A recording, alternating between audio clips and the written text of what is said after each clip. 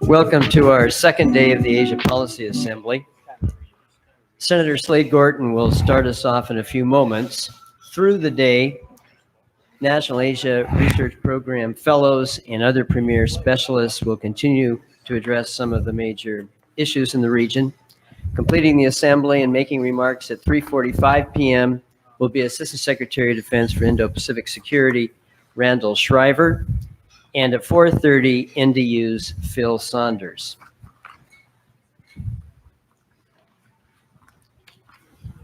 Introducing Senator Gorton on more than a few occasions proves felicitous, as his leadership career is extraordinary, long, and varied. For any given event, one can pick and choose different aspects to highlight that are appropriate to the circumstances. So today, instead of emphasizing his leadership many years ago in the Washington State Legislature, his personally arguing 14 cases before the United States Supreme Court, his serving 3 terms as United States Senator, his serving on the 9/11 Commission, or his influence on Major League Baseball, I'll simply note 2 things. First, he authored the Chinese Student Protection Act of 1992, which led to thousands of students achieving U.S. citizenship, students who were in this country at the time of the Tiananmen massacre in 1989. Second, from its establishment, he has been an influential member of NBR's Commission on the Theft of American Intellectual Property, the IP Commission, known to most, which has led the way in documenting effects of China's industrial policy and assisting the development of U.S. laws to respond. It was Slade Gorton, by the way, who came into my office insisting that the commission estimate the annual damage rendered to the U.S. economy by those industrial policies. That's what we really became known for in the end in the press. In any case, it is my tremendous privilege to turn this over to Senator Slade Gorton.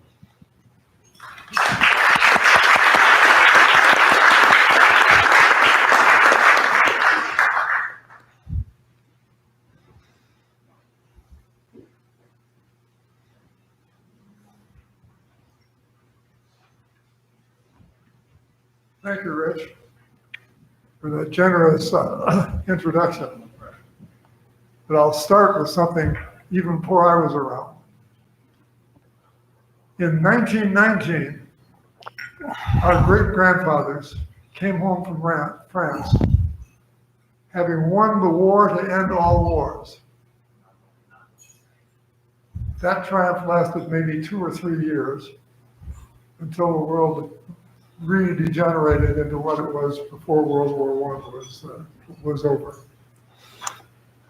The younger parts of that generation and their children became the greatest generation, beginning in 1941, when they won World War II and created a new world order led by the United States of America.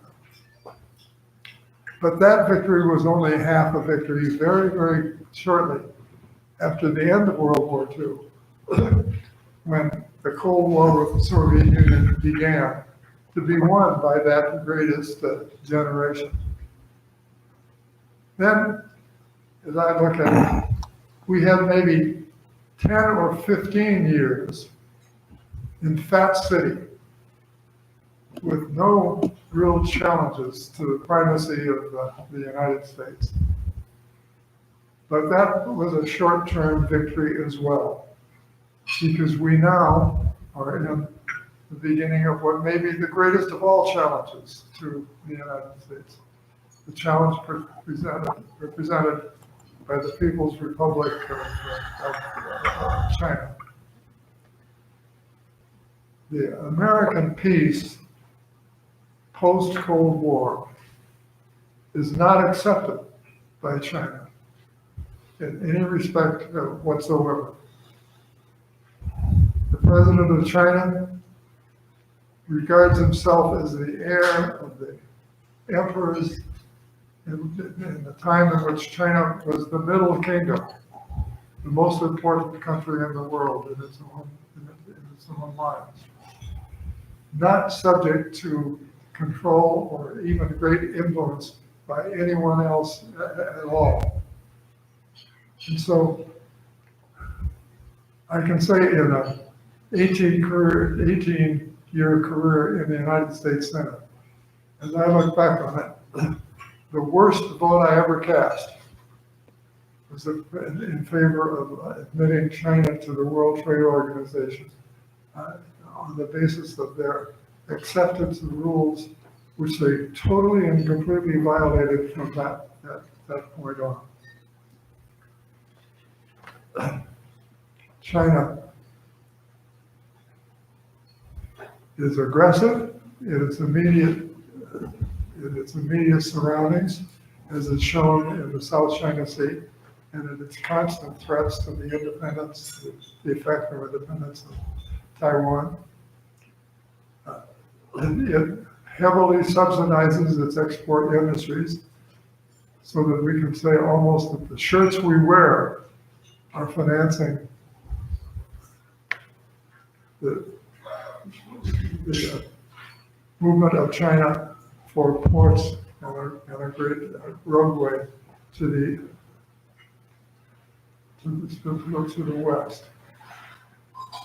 But most of all, I think, the Chinese violations are the one that you mentioned, Rich, in your introduction, and that is the systematic and constant theft of the intellectual property of the United States, both as literally as theft and as requirements for doing business in China itself. The estimates that we came up with in the commission, which you guided, was $300 billion a year, over 50% of which was from China.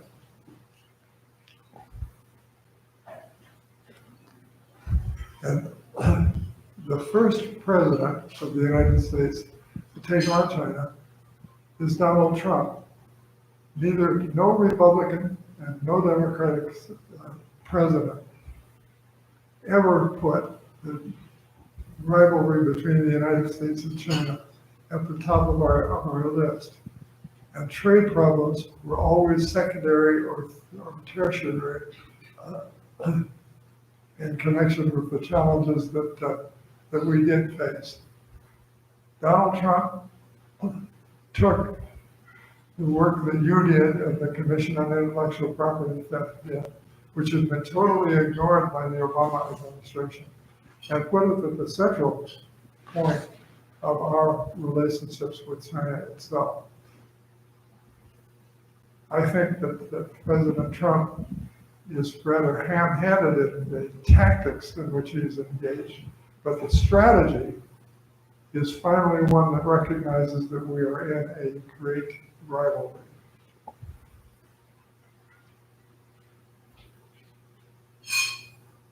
So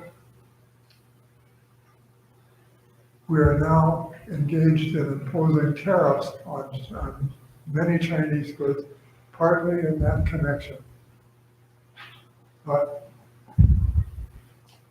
President Trump and President Trump's successor will be hobbled greatly by the fact that we have just simply kicked that can down the road. To come to an equitable rivalry with China or with anyone else requires China to give up 90% to our giving up maybe 10% in any such negotiations. That we are finding right now as we speak here today is an almost impossible task. While President Xi is a one-person dictator from our perspectives, carrying all authority in his own hands, he can't possibly negotiate away all of the advantages that China has had. And we now are in a position in which we think there's only maybe a 50-50 chance that the two presidents will even meet in this next go round of negotiations. So, in effect, where do we stand at this point in this rivalry? Well, the first requirement is that we recognize that we are in a life or death struggle with the People's Republic of China. The millennial generation is going to be faced with a challenge they don't even know exists at this point. Now, not all of the elements of that rivalry favor China. It claims, and the example, that authoritarian governments can operate more rapidly than democratic governments can. But the president of China is limited by the fact that there are, in the next level below him, dozens and dozens of officers in the People's Republic of China who can see themselves in his place. And his ability to negotiate is clearly limited by the fact that he is only the pick of a relatively small number of his fellow party members, unlike any of the democratic countries of the world, ourselves included, in which authority comes up from the electorate itself. So the problems that he faces are intense and are perhaps more difficult even than those faced by our own president. Now, how do we come up with a set of tactics with a strategic sense of how this rivalry is conducted? Well, the National Bureau of Asian Research and the National Defense University are at the heart of exactly that. The NPR report on intellectual property theft is important and regarded as important by the Trump administration itself, and must, excuse me, and organizations like that and meetings like this are vitally important to carrying the message to the American people that we are in a major rivalry, that we are in Cold War II, a different kind of Cold War than that with the Soviet Union, but a Cold War nevertheless, and coming up with the strategy and the tactics to deal with it represent the most important single foreign policy challenge to the United States. Now, more than ever, we look westward across the Pacific rather than east across the Atlantic for the principal challenges that we face. One element of those challenges is that while President Trump is taking, in my view, a proper attitude toward China, he is at the same time undercutting our bargaining positions by the quarrels that he has picked with our natural allies, with Mexico, with Canada, with the European Union itself. It's very important, I think, that we revitalize those Western alliance policies, that we use perhaps the group of 7 in this next meeting to renew an attempt on our part to have Western Europe on our side in this rivalry with China, as it was with the Soviet Union itself. It's not a task that we can succeed in winning by our own efforts. Unlike our rivalry with the Soviet Union, our earlier rivalry with Germany and with Japan, we're dealing with a country with a far greater population than our own, and with strengths that none of the previous fascistic or communist countries had. Rich, you mentioned the Chinese Students Protection Act, for example, of which I was the primary author. That was the only real punishment to the Chinese for Tiananmen Square. And it worked out perfectly, because by allowing literally tens of thousands of Chinese students and others who were here in the United States at the time of Tiananmen Square to remain and to become permanent residents of the United States, we both punished the People's Republic of China and advantaged the United States itself. So part of the tactics that we need to engage in the future is a far more open immigration situation. From my point of view, every graduate of an American university who comes from China should be offered a green card to stay here. And in fact, that has been one of the great advantages that we've had. So many of the students from overseas, and particularly from China and from Chinese satellites, have managed to stay in the United States and to contribute to our strength rather than the return from which they came. An open American society is vital to our staying power in that future. And China, with all of its population, penalized itself with its one-child policy because in a relatively short period of time, the burden on the new generation of Chinese to support the old generation of Chinese will be even greater than it is here in the United States itself. So, a recognition of the people of the United States that were in this Cold War, number one.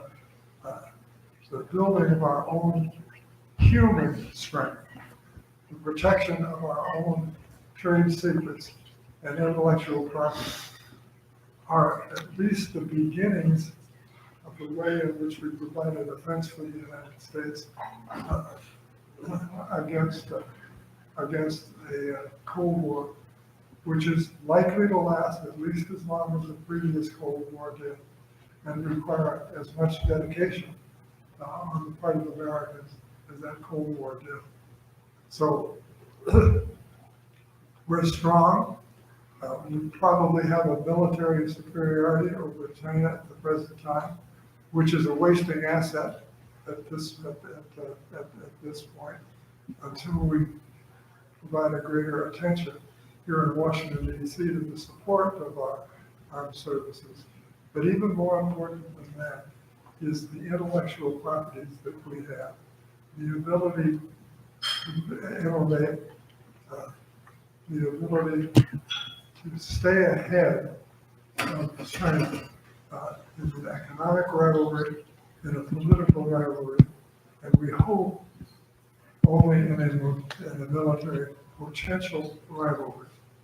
But this meeting here itself for these 2 days is an important part of that beginning, but it is only a tiny contribution to fixing in the American people the proposition that once again they have a challenge equal to that of World War I, equal to that of World War II, equal to that of the Cold War with the Soviet Union.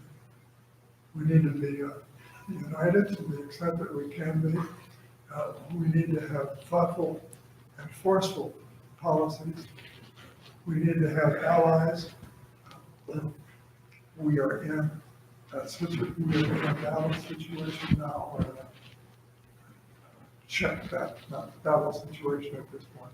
In a competitive situation right now, it is going to mark the lives of our millennial generation until it is succeeded by one or two after that.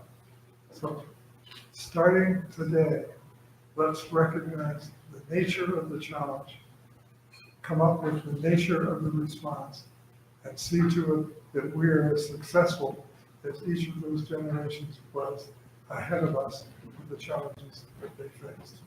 Thank you very much.